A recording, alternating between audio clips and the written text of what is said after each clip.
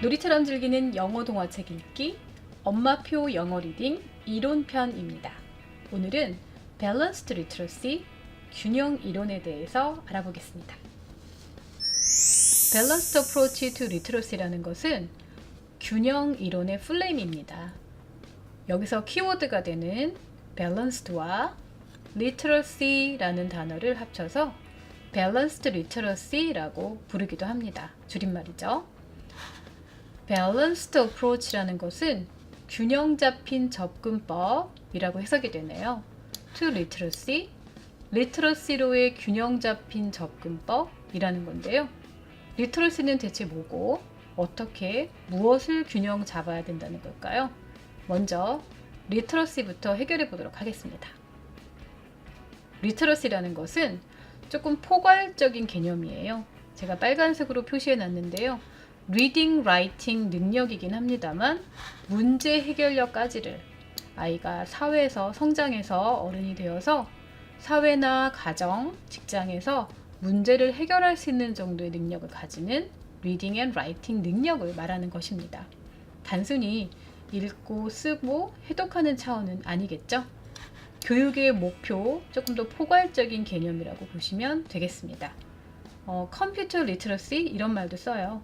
랭귀지 아트, 그러니까 국어 교육에서의 리터러시도 우리가 주로 얘기할 거지만 컴퓨터 리터러시 이렇게 하면 컴퓨터를 활용하는 능력 이렇게 되는 거죠. 그런 식으로 포괄적으로 쓰이는 용어기도 합니다. 자, 이제 밸런스드라는 말을 우리가 해결을 해야 되는데요. 과연 무엇과 무엇에서 균형을 잡아야 된다는 것일까요? 네, 바로 파닉스 어프로치와 홀랭귀지 어프로치 간의 균형을 말하는 것입니다. 파닉스라는 것은 음철법이라는 말이고요. 홀랭귀지 어프로치라는 것은 총체적 언어학습법 이 정도로 해석이 되는데요. 두 가지 간의 균형을 이뤄라 라는 것입니다. 학문적으로 두 가지 교육사조, 철학 간의 균형을 이루는 것이 바로 Balanced Approach to Literacy라고 부르는 균형 이론입니다. 파닉스 어프로치라는 것은 음철법이라고 번역되기도 하는데요. 바로 Skill-Based Approach를 말하는 겁니다. 기능이 강조되었다는 것인데요. 글자를 읽는 것으로부터 시작해서 책을 읽어나가는 방식입니다. 조금 더 자세하게 설명드리면요. 우리가 cat이라는 단어를 알기 위해서는 각각의 철자를 알아야 되고요. 그래서 단어를 익힌 다음에 그 다음에 비로소 책 읽기를 하라는 것입니다. 기본을 한 다음에 부분적인 것을 한 다음에 전체로 가라는 방법이죠. 예전에 영화 중에 My Fair Lady라는 영화가 있었어요. 꽤 오래된 고전 영화입니다. 1964년도 작품인데요. 파닉스 어프로치를 조금 엿볼 수 있는 작품입니다. 고전 영화라서 재미도 있지만 또 영어 교육에 관심 있으시고 또 책육아에 관심 있는 엄마들은 참고 삼아 한번 보시는 것도 좋을 것 같습니다. 이 언어학자님이요.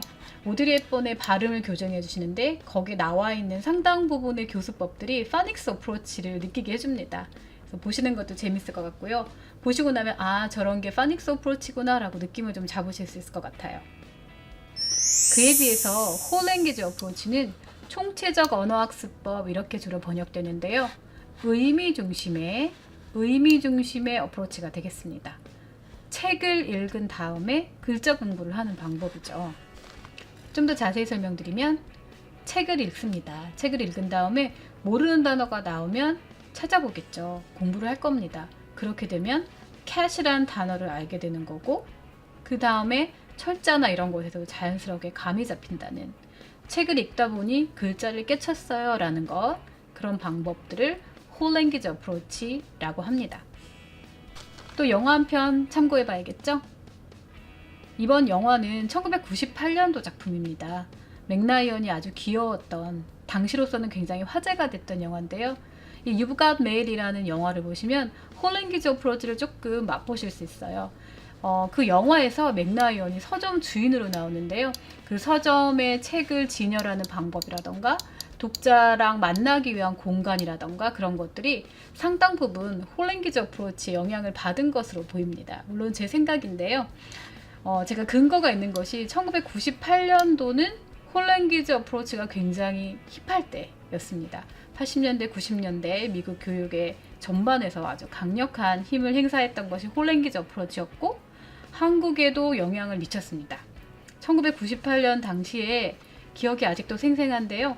영어의 바다에 빠뜨려라, 뭐 헤엄쳐라 이런 류의 책을 읽다 보면 자연스럽게 될 거야 라는 식의 교수법이 굉장히 유행했는데요. 일반 성인, 뭐 어린아이 할 것 없이 그러한 어떤 트렌드에 영향을 준 이론이 홀랭귀지 어프로치라고 볼 수 있겠습니다.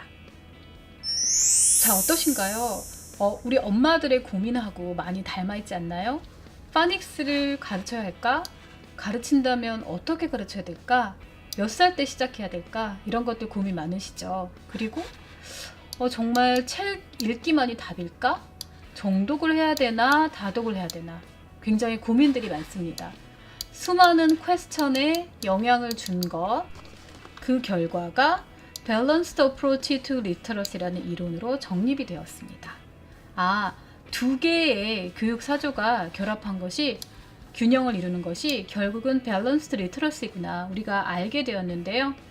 파닉스를 해야 되나요? 해야 되죠. 그런데 어느 시점에 어떻게 하라는 방법이 정리되어 있습니다. 책 읽기 해야 되나요? 네, 요즘의 관점으로 보면 굉장히 당연합니다. 당연히 해야 되는 것들이죠. 파닉스도 해야 되고 책 읽기도 해야 됩니다.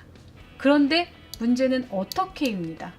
밸런스드 어프로치 투 리터러시에서 어떻게라는 것에 해답을 조금은 주고 있습니다. 리터러시는 결국은 리딩과 라이팅이라고 했잖아요. 리딩과 라이팅의 능력이 리터러시인데 그것을 과연 어떻게 해결할 수 있을까? 이론에서는 대체 뭐라고 말하고 있는 걸까? 궁금하시죠? 숙제가 났는데요. 다음 시간에 그 내용을 살펴보도록 하겠습니다. 이론편 어떠셨어요? 조금 어려우시죠? 제가 알고 있습니다. 그런데 영어 독서 지도사 과정에서 Balanced Approach to Literacy는 빼놓을 수 없는 중요한 이론입니다. 왜냐하면 미국 교과서 과정이 가장 중점적으로 참고하고 있는 이론이 Balanced Literacy고요. 앞으로 우리 아이들이 많이 보게 될 원서들, 또 코र्스북이나 기타 프로그램들이 모두 Balanced Literacy에 영향을 받고 있습니다. 제가 그 기원이나 역사나 기타 또 재미있는 얘기도 다음 편에서 들려드릴 예정인데요. 머리가 좀 아프실 수 있겠지만 새로 공부한다는 느낌으로 즐거운 자극으로 받아들여 주시면 감사하겠고요. 다음 시간에 더 유익한 내용으로 찾아뵙겠습니다. Thank you. Bye bye.